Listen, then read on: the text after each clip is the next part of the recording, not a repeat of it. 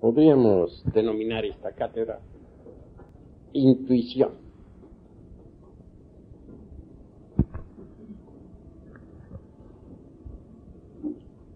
Ante todo, hemos de empezar por la base, el hombre. ¿De dónde venimos? ¿Para dónde vamos? ¿Cuál es el objeto de nuestra existencia? ¿Para qué existimos? ¿Por qué existimos? He ahí una serie de interrogantes que debemos aclarar y resolver.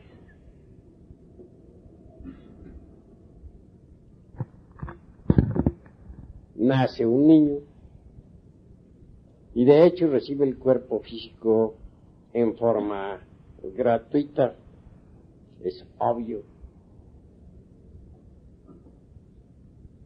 Un cuerpo maravilloso con unas 15.000 millones de neuronas, etcétera, a su servicio. Nada le ha costado.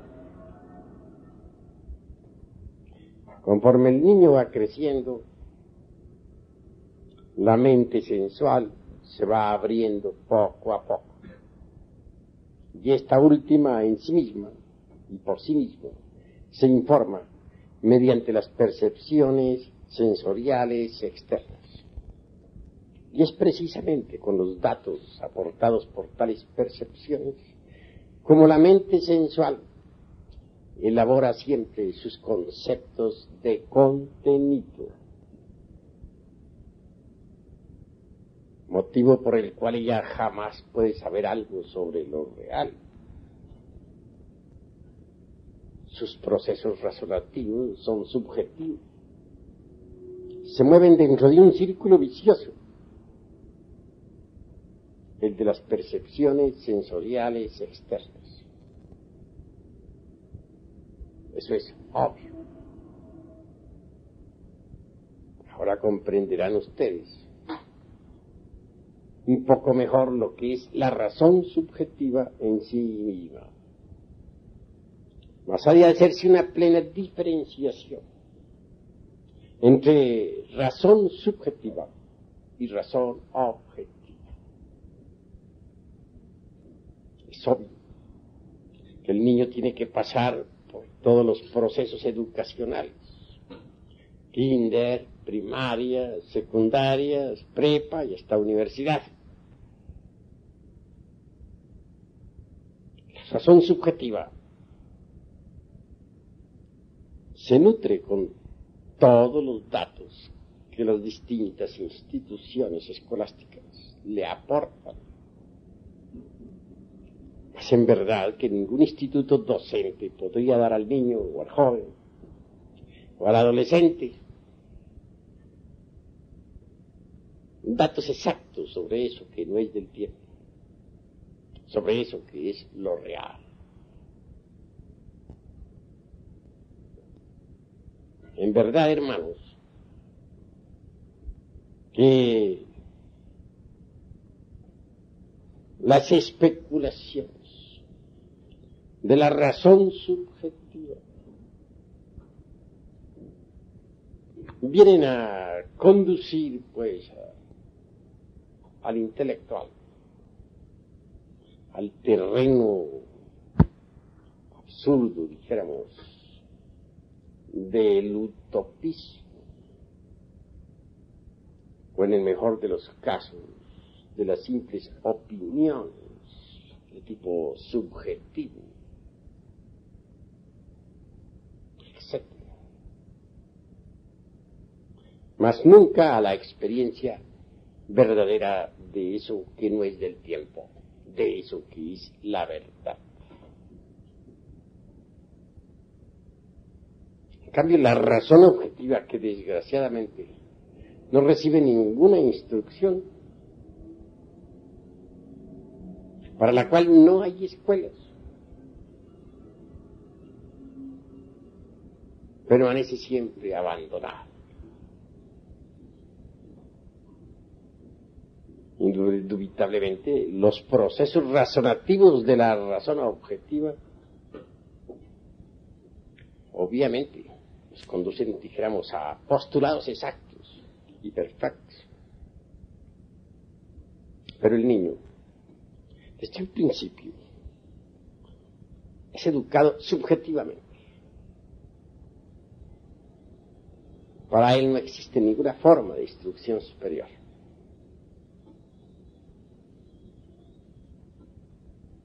Los datos de los sentidos aportan a la mente subjetiva del adolescente, a la mente sensual, dijéramos.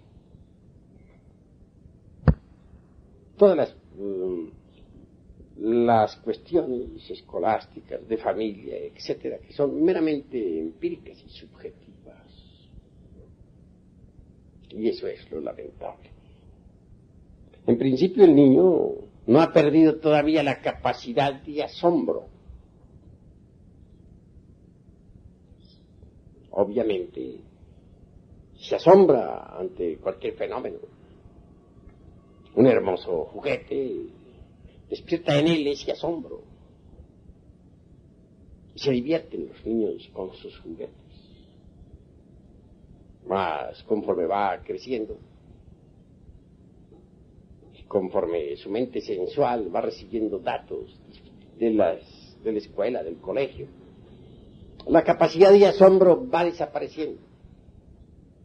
Y al fin llega el instante en que el niño se convierte en joven, y el joven ya ha perdido por completo esa capacidad. Desafortunadamente, los datos que uno recibe en los colegios, en las escuelas, en los centros educacionales, solo sirven para nutrir, como ya dije, la mente sensual. Pero nada más. De esa forma, y con esos sistemas de educación actuales, lo único que realmente se logra es forjarnos en la escuela, en la academia, en la universidad, una personalidad artificiosa. Téngase en cuenta, mis caros hermanos, que en realidad de verdad, los conocimientos que se estudian en humanidades jamás servirían para formar al hombre psicológico. En nombre de la verdad hemos de decir claramente que las materias que se estudian actualmente en los institutos docentes no tienen relación alguna con las distintas partes del ser. Por eso es que solo sirven para falsear los 5 cilindros de la máquina orgánica, quitarnos la capacidad de asombro, desarrollar la mente sensual, forjar en nosotros una personalidad falsa. Y eso es todo.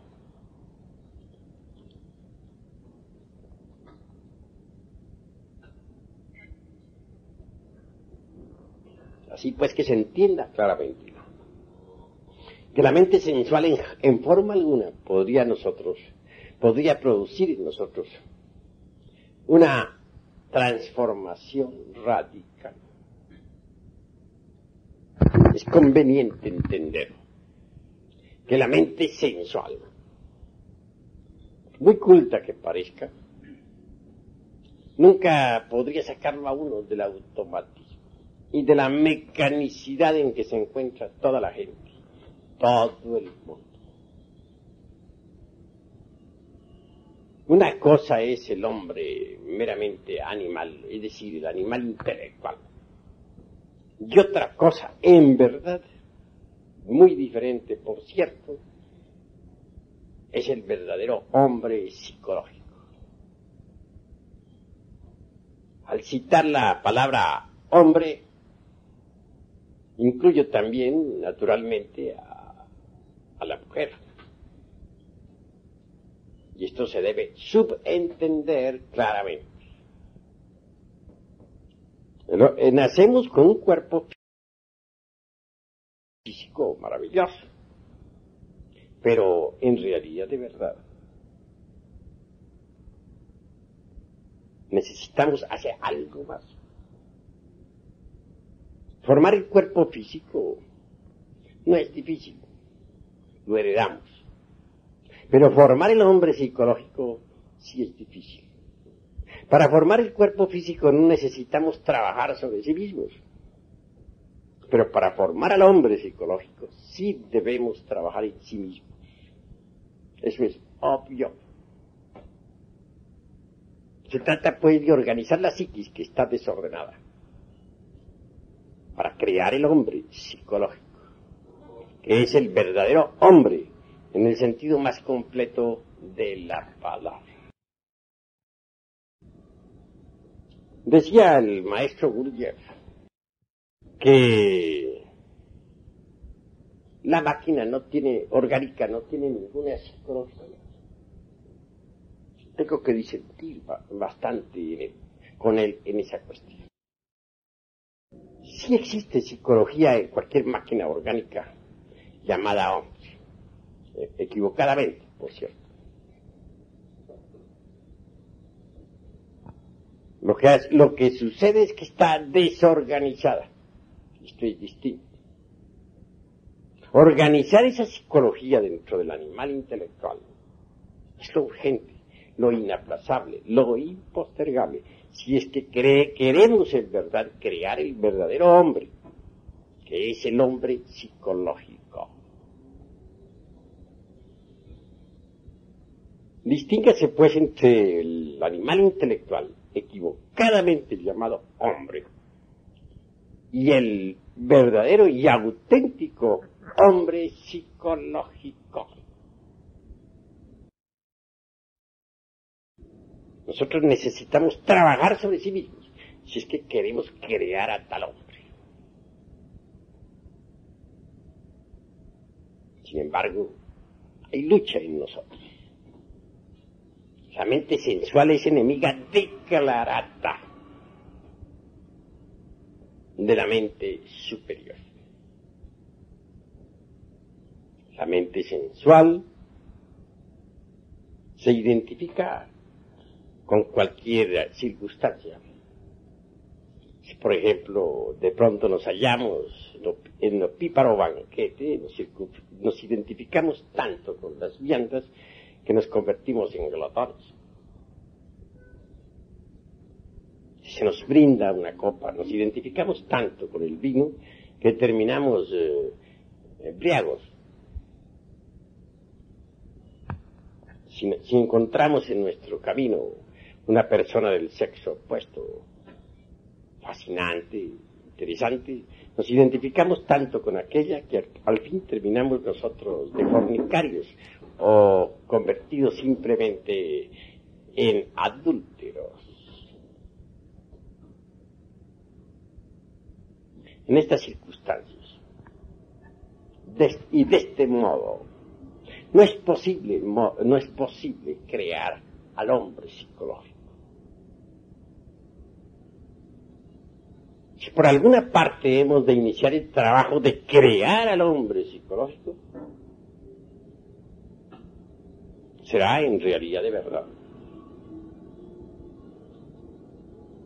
trabajando sobre sí mismos, no identificándonos jamás con ninguna circunstancia y autoobservarnos de instante en instante, de momento en momento. Hay quienes hierran el camino.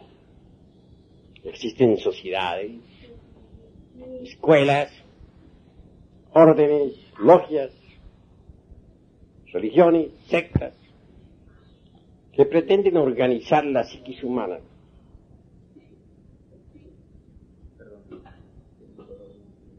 ¿Cómo? Es muy normal. Pretenden organizar la psiquis humana mediante ciertas máximas que llamaríamos de oro. Comunidades que pretenden mediante tal o cual máxima comportarse en todas las circunstancias de la vida, a fin de conseguir algo que ellos llamarían purificación, santidad, etcétera. Todo esto es urgente analizarlo. Es obvio que una máxima, cualquiera, de tipo ético, religiosa, nunca podría servir de patrón para los distintos aconteceres de la vida. Una máxima, aún estructurada, con la lógica superior de un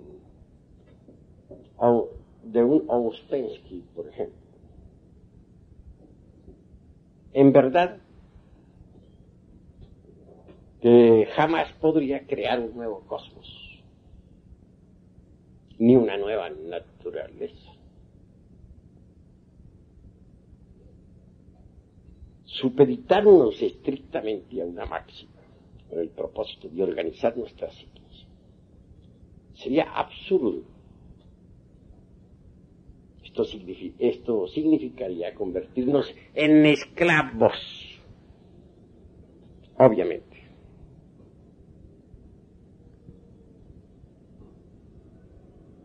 De manera que conviene que reflexionemos sobre muchos catálogos éticos, códigos morales, con máximas de oro. Ellas no pueden transformar, o todas esas reglas o máximas jamás pueden transformar a nadie. Eso es obvio. Además, hay factores que hay que analizar antes de poder entrar uno en el trabajo de organizar la psiquis. Incuestionablemente, un enunciado demostrativo, por ejemplo, por muy rico que él fuese, perfecto, podría ser falso. Y lo que es peor, intencionalmente falso.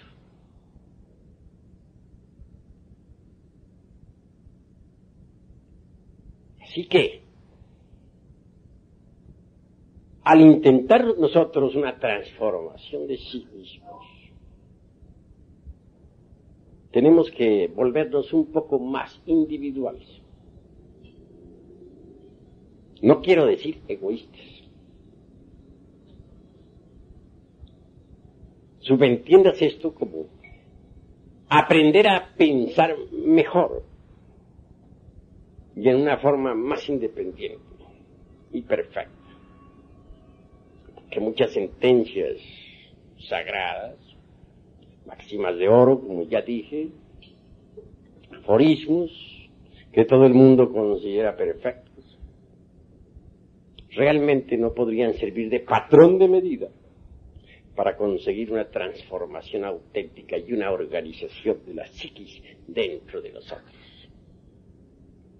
Se trata de organizar la psiquis interna. Y tenemos que salir de tantos racionalismos de tipo subjetivo e ir, como se dice, al grano, a los hechos. Afrontar nuestros propios errores, como son. No querer nunca justificarlos. No tratar de huir de ellos. No intentar disculparlos. Se necesita que nos volvamos más serios en la analítica. Tenemos que ser, dijéramos, más juiciosos, más comprensivos.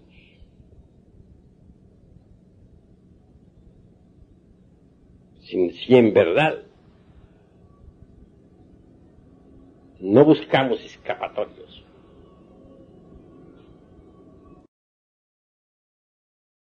entonces sí, podemos trabajar sobre sí mismos para conseguir la organización del hombre psicológico y dejar de ser meros animales intelectuales como hasta ahora somos.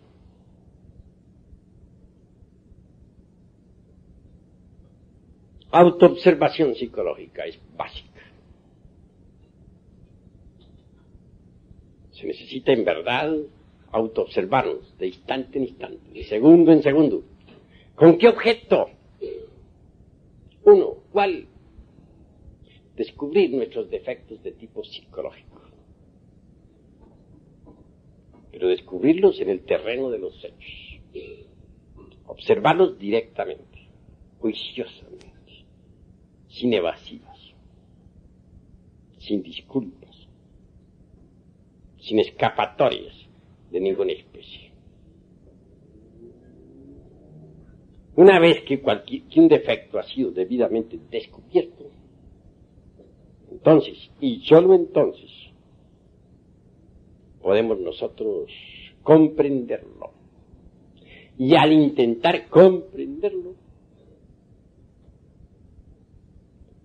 debemos, repito, ser severos consigo mismos. Muchos cuando intentan comprender un error, lo justifican, o lo evaden, o lo esconden de sí mismos. Y eso es absurdo. Hay también algunos hermanitos gnósticos que al descubrir tal o cual defecto en sí mismos, comienzan con su mente, dijéramos, teorética, a hacer especulaciones.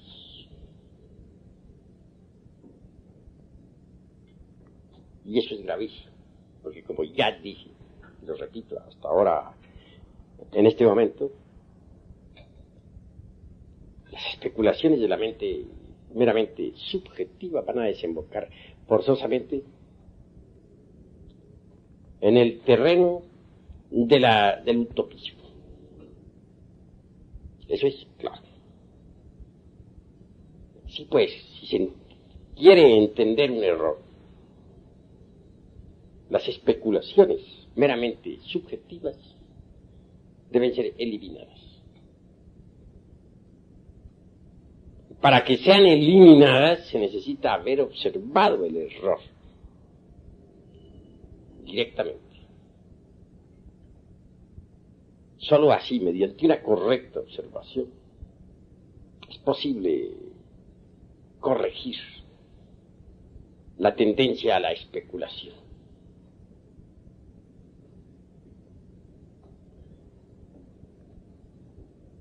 Una vez que uno ha comprendido íntegramente cualquier defecto psicológico en todos los niveles de la mente,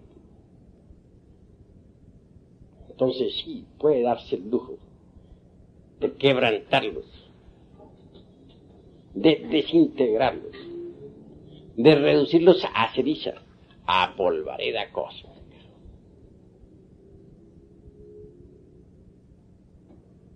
Sin embargo, no debemos olvidar nunca que la mente por sí misma no puede alterar radicalmente ningún defecto. Nunca. La mente por sí misma puede rotular cualquier defecto con distintos nombres. Puede pasarlo de un nivel a otro, esconderlo de sí misma, esconderlo de los demás, pero nunca desintegrarlo. Muchas veces les he hablado aquí, les he dicho que necesitamos de un poder que sea superior a la mente, de un poder que en verdad pueda reducir a cenizas a cualquier defecto de tipo psicológico.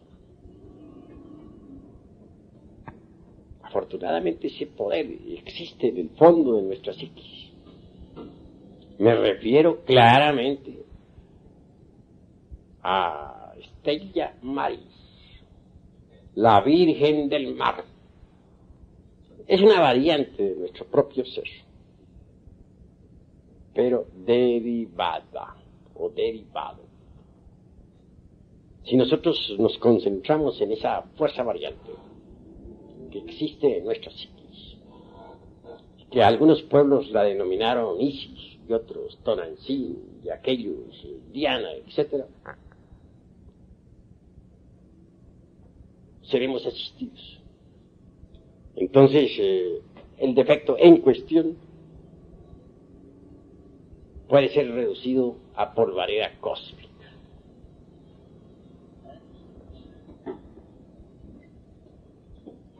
Cualquier agregado psíquico, viva personificación de tal o cual error, una vez que ha sido desintegrado, libera algo. Eso se llama esencia. Es claro que dentro de cualquiera de esas botellas, conocidas como agregados psíquicos, existe esencia o conciencia anímica enfrascada. Que al quebrantarse este o aquel error, el porcentaje de esencia allí depositado o embotellado es liberado.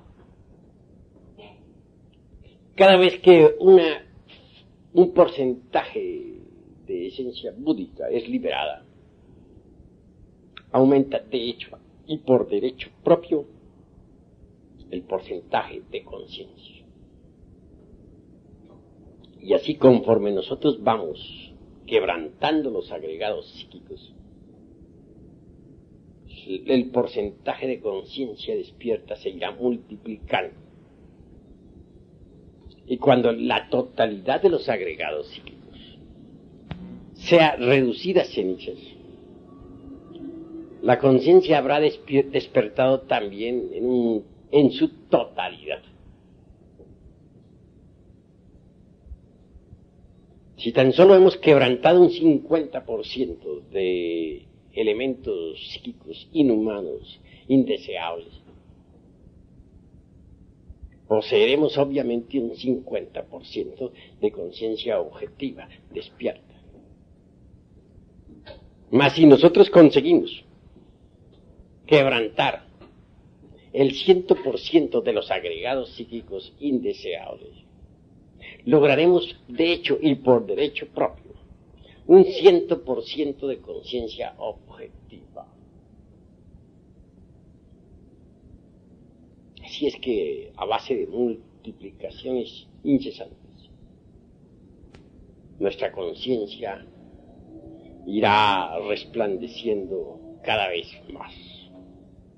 Eso es obvio. Lograr el absoluto despertar es lo que queremos nosotros. Y es posible lograrlo si marchamos por el camino correcto. De lo contrario, no sería posible lograrlo. Eso es claro. En todo caso, a medida que nosotros vayamos quebrantando los elementos psíquicos indeseables que en nuestro interior cargamos, distintos siddhis o facultades luminosas irán aflorando en nuestra psiquis. Cuando se haya conseguido la aniquilación budista, entonces en verdad habremos conseguido la más absoluta iluminación. Esta palabra aniquilación budista molesta mucho a determinadas organizaciones de tipo pseudo-esoterista y pseudo-ocultista.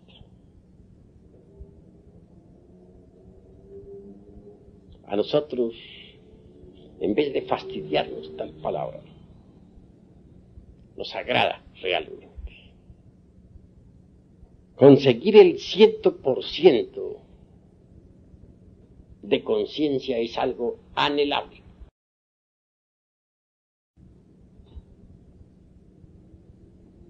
Son muchos los que quisieran tener la iluminación. Son muchos los que se sienten amargados, los que padecen entre las tinieblas, los que sufren por las distintas circunstancias amargas de la vida. La iluminación es algo muy anhelable, pero la iluminación tiene una razón de ser. La iluminación, la razón de ser de la iluminación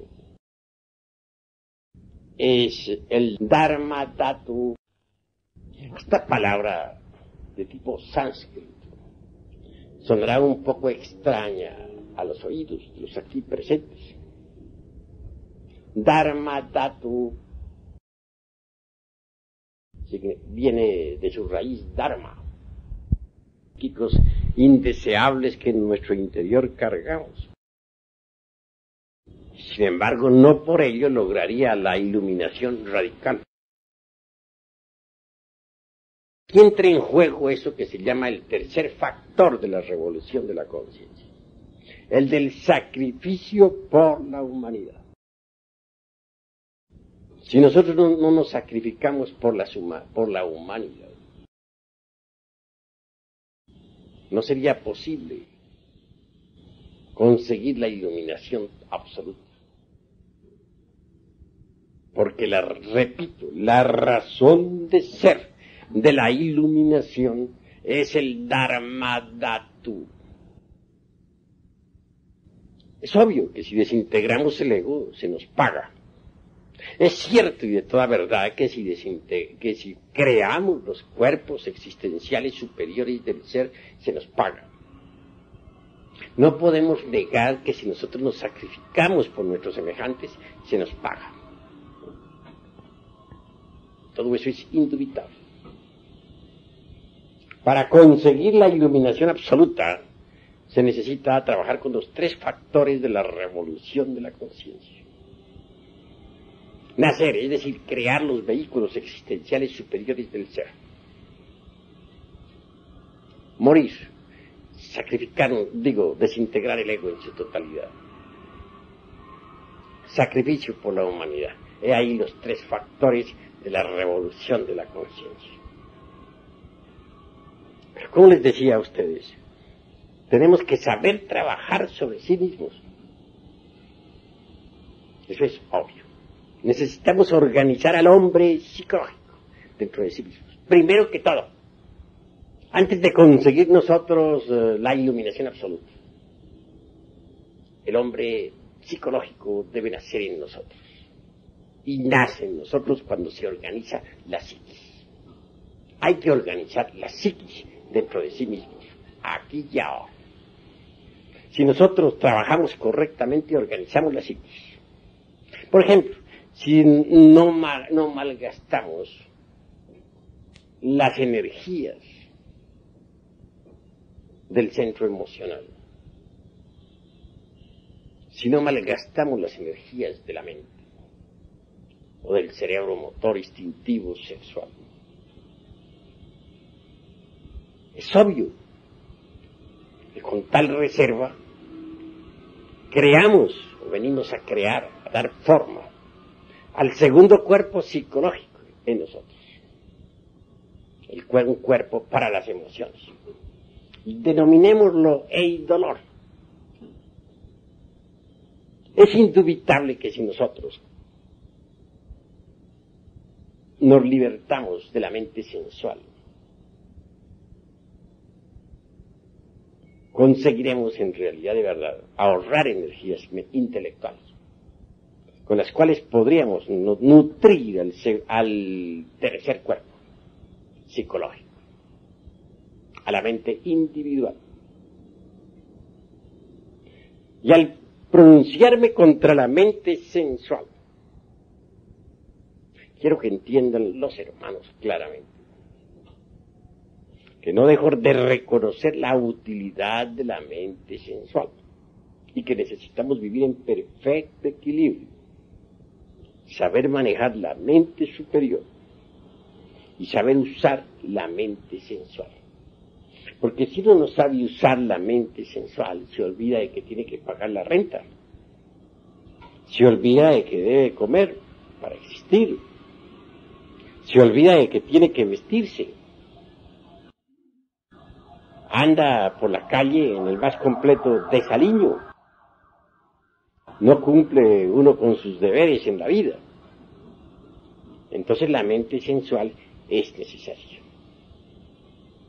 pero hay que saberla manejar inteligentemente, con equilibrio. Es decir, la mente superior y la mente sensual deben equilibrarse en la vida. Eso es obvio. Hay gentes que se preocupan únicamente por la mente superior. Ejemplo, determinados eremitas que viven en cavernas en los Himalayas y olvidan que tienen una mente sensual. Desecharla simplemente así porque sí es absurdo. Se necesita que la mente sensual funcione en forma equilibrada para cumplir uno con sus deberes en la vida. La pugna entre la mente superior y la sensual es espantosa. Recordemos nosotros al Cristo cuando estuvo en su ayuno en el desierto. Se le presenta un demonio y le dice: todos estos reinos del mundo te los entregaré si te arrodillas y me adoras. Es decir, la mente sensual tentándolo.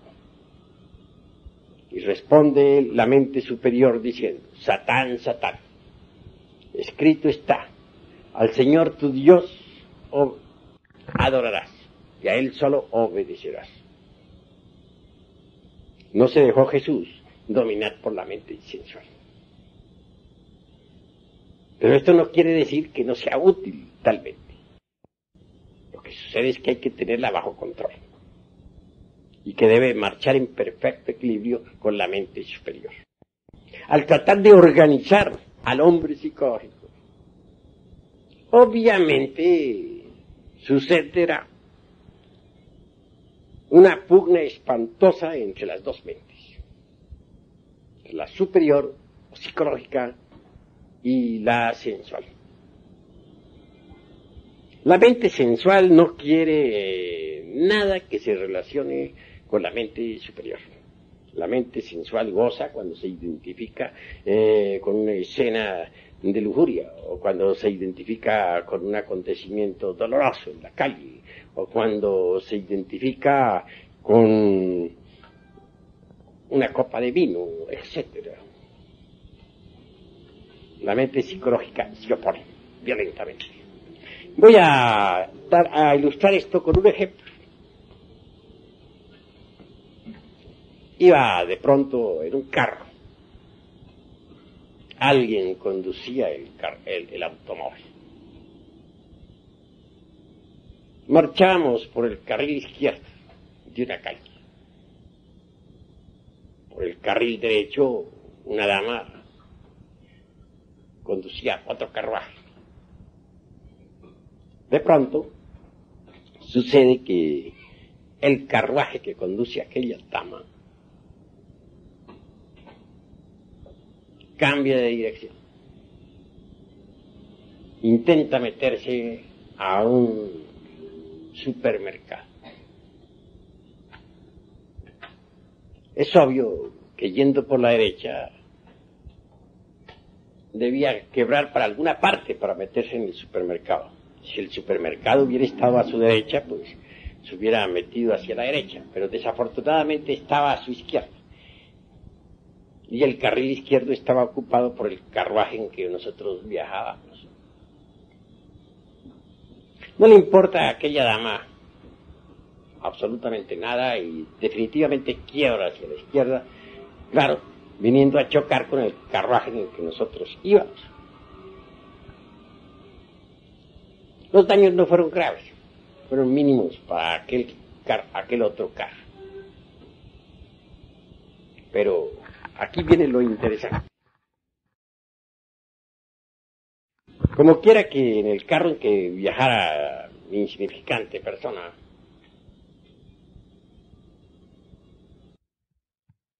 el conductor reconoció no tener la culpa y en verdad no la tenía. Él no era culpable de que otro carruaje se le metiera por delante, quebrando violentamente en momentos en que él marchaba. Naturalmente, alegó eso a la dama en cuestión. La dama insistía en tener su razón. Claro, su razón era manifiestamente absurda.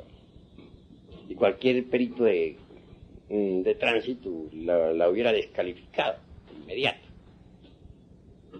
Sin embargo, ella insistía. Llamó al seguro de ella para arreglar el problema. Después de unas 2 horas el seguro no llegaba. La dama insistía en que se le pagaran unos 300 pesos que costaba el daño, la reparación de su vehículo que ella misma había destruido. Los tripulantes del carro en que viajaba y su conductor definitivamente estaban airados en gran manera. Y aunque cualquiera de ellos hubiera podido pagarlo, no estaban dispuestos a hacerlo. Era tal la ira que tenía. Por mi parte, resolví no identificarme con aquella circunstancia. Pues nuestra disciplina psicológica, nuestro judo psicológico, dijéramos, nos indica que en tales casos uno no debe identificarse. Es obvio que permanecí sereno, de acuerdo con nuestro judo psicológico. Bueno, pero el tiempo se pasaba. 2 horas, y posiblemente muchas más. Tendríamos que aguardar, pues el seguro no aparecía. Al fin la dama aquella llegó muy respetuosamente hacia mí, pues yo que era el único que estaba sereno. Los demás tripulantes vociferaban. Me dice: señor, si me diera usted siquiera 300 pesos, dejamos esta cuestión a un lado, porque estoy perdiendo el tiempo, y todos lo estamos perdiendo. Le dije: observe usted la posición en que están esos 2 carros. Quería usted quebrar a la izquierda, debería haber traído el carril izquierdo. Usted va por el carril derecho. Y sin embargo intenta entrar a ese supermercado. No es posible entrar por entrar por el carril derecho cuando el izquierdo ha ocupado. Cualquier perito en tránsito la descalifica. Señor, pero ¿qué hacemos perdiendo el tiempo? No viene el seguro. Bueno, tome sus 300 pesos y vaya usted en santa paz. No hay problema, siga su viaje. Es obvio que hubo una protesta general de los tripulantes. Se indignaron no solamente contra aquella dama, sino contra mí también. Era tal el estado en que se encontraban que no podían menos que protestar. Se encontraban absolutamente identificados con la escena. Y claro que a mí me calificaron de tonto, etcétera, etcétera, etcétera, y otras tantas yemas.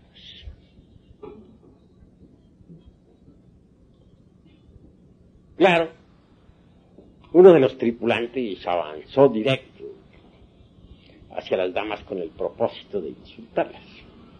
Pues eran varias, la que conducía y acompañantes. Yo me adelanté un poquito y le dije a aquella señora: váyase usted en santa paz y no haga caso a los insultadores. Bueno, la mujer, muy feliz desde lejos, me alcanzó a dar el último saludo y el carro se perdió allá, por esas calles de la ciudad. Hubiera podido seguir aguardando 3, 4, 6 horas, toda una tarde y posiblemente hasta la noche, hasta que llegara el seguro. para concluir en cualquier arreglo tonto. Realmente no había problema grave. Los daños de aquel carro eran mínimos, pero aunque los tripulantes aquellos tenían dinero, de ninguna manera estaban dispuestos a pagar. Se encontraban tan identificados con la escena que obviamente no tenían ganas de, como se dice, dar a torcer su brazo. Lo salvé ciertamente de una cantidad de pormenores y detalles molestosos.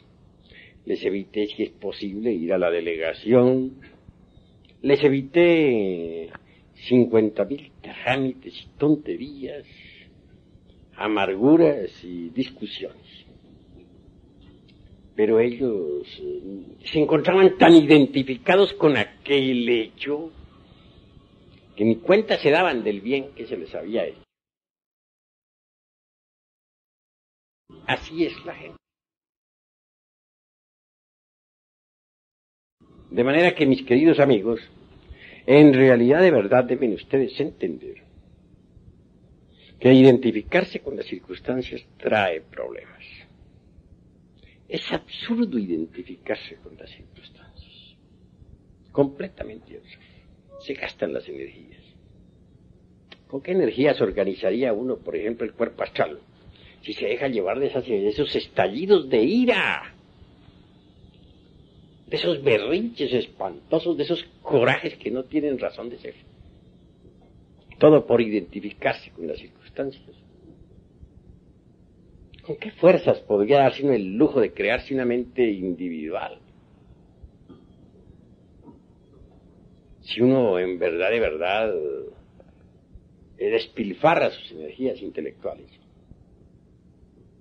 las malgasta en tonterías de hechos similares a los que he contado. La creación del segundo cuerpo nos invita a ahorrar energías emocionales. Y la creación de un tercer cuerpo, llamaríamos lo intelectual o mente individual, nos hace comprender la necesidad de ahorrar un poco nuestra energía mental.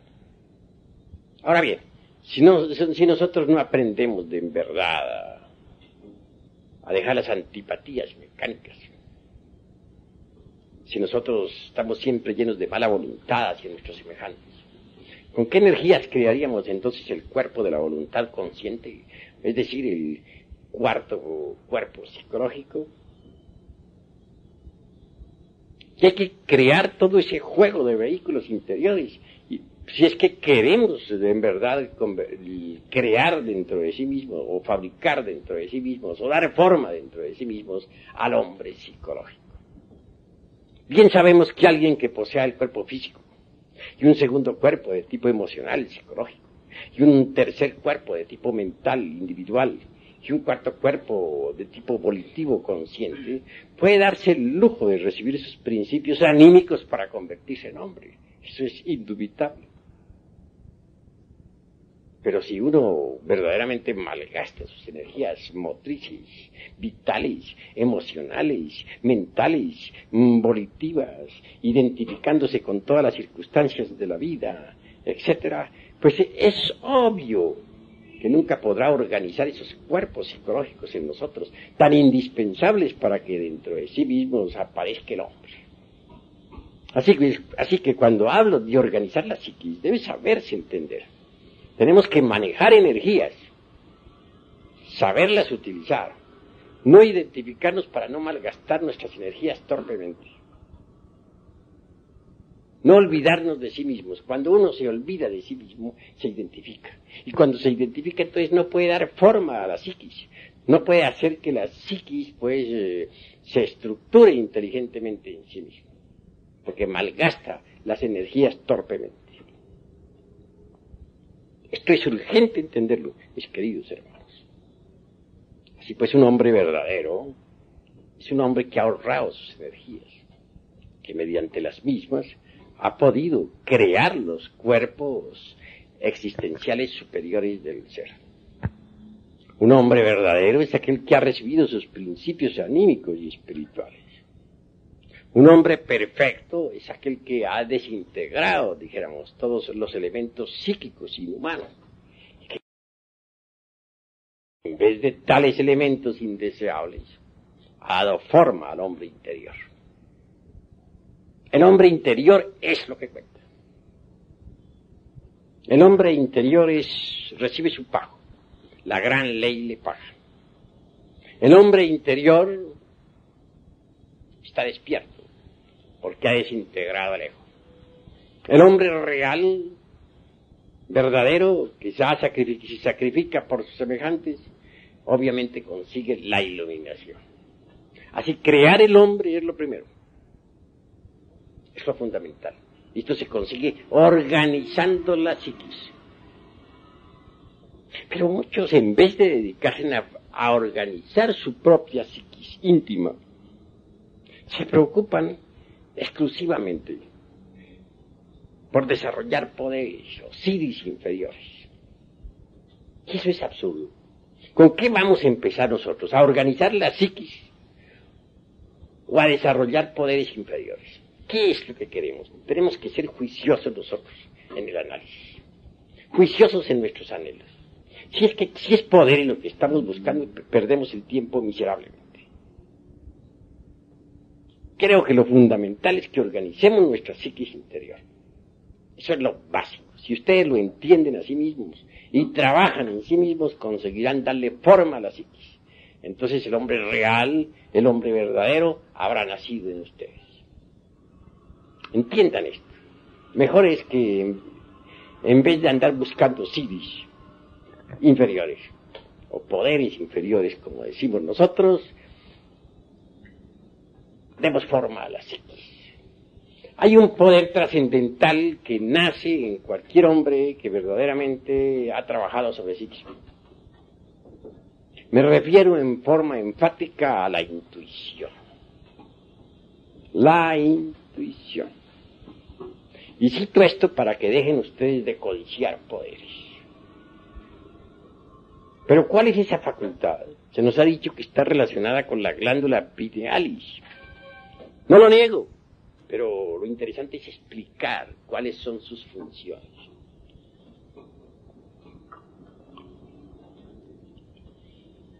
¿Cómo definiríamos la intuición? Percepción directa de la verdad sin el proceso deprimente de la opción. Bueno, está buena esa forma de definir, pero la encuentro muy incipiente. La usan todas las escuelitas, por ahí de tipo pseudoesotérico y pseudo-ocultista. Pero la analítica nos invita a ahondar más en este asunto.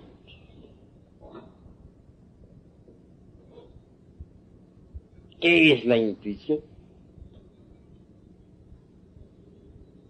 Es una facultad de interpenetración. Posiblemente Hegel, en su dialéctica,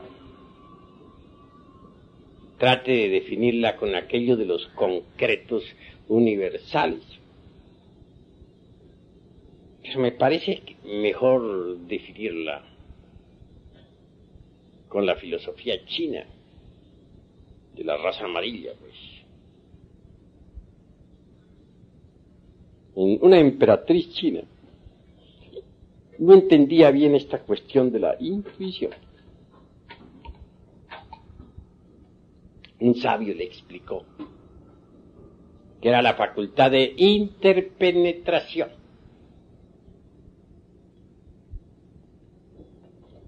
Está correcta esa definición, pero ya no la entendí. Entonces el sabio trajo una veladora encendida y la colocó en el centro de un recinto.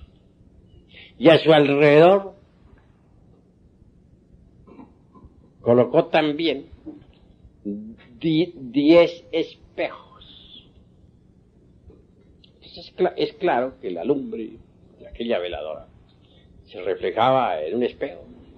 y ese espejo la proyectaba a otro espejo, y el otro espejo la proyectaba al otro, y el otro al otro, y así totaron que los 10 espejos mutuamente se proyectaban la luz uno a otro.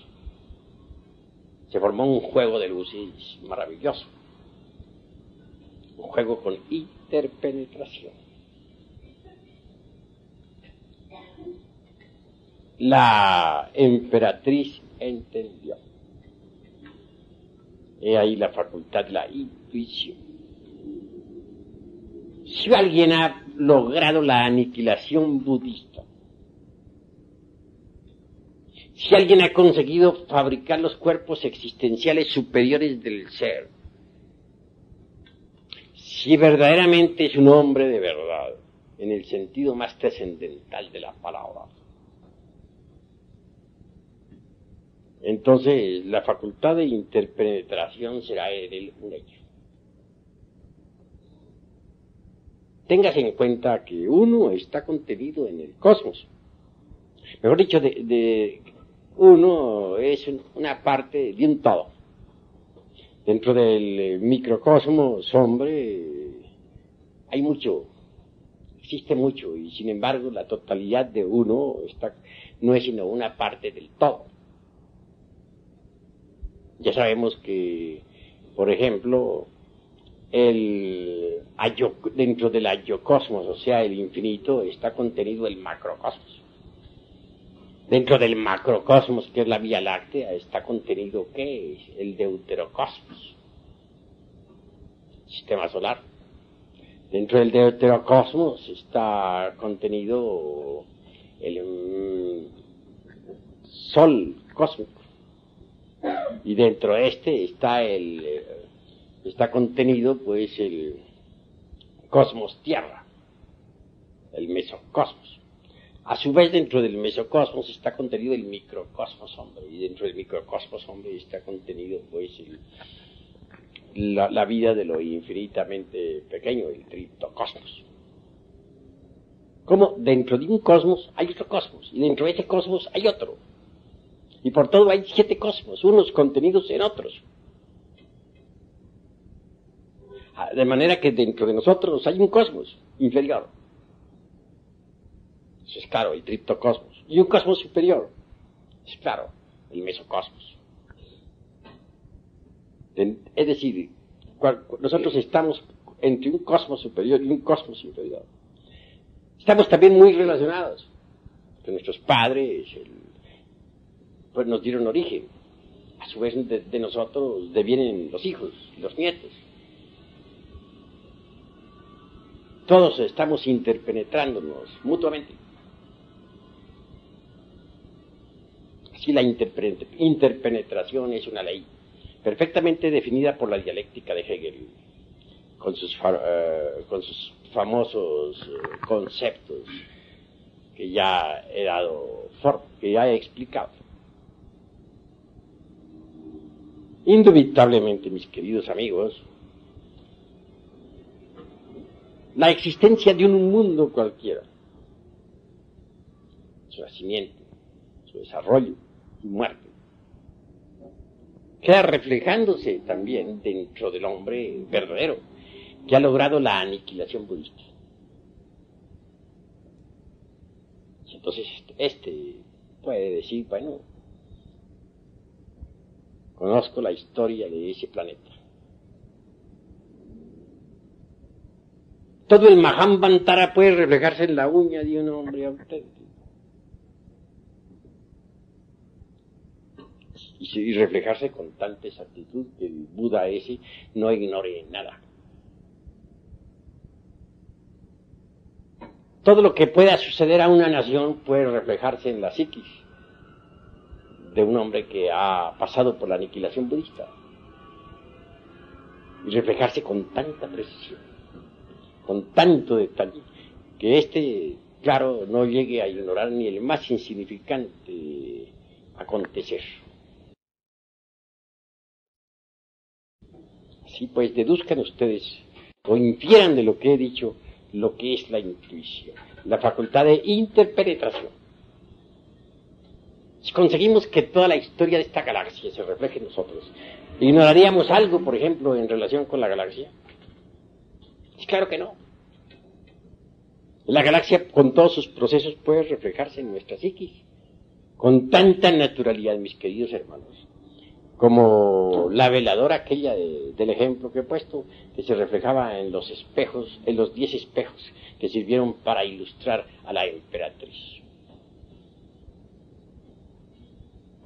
Si todas las criaturas pueden reflejarse en la psiquis de un Buda de contemplación, porque este ya no tiene agregados psíquicos inhumanos que desintegrar, entonces de hecho, consigue mediante la intuición eso que podríamos definir como omnisciencia.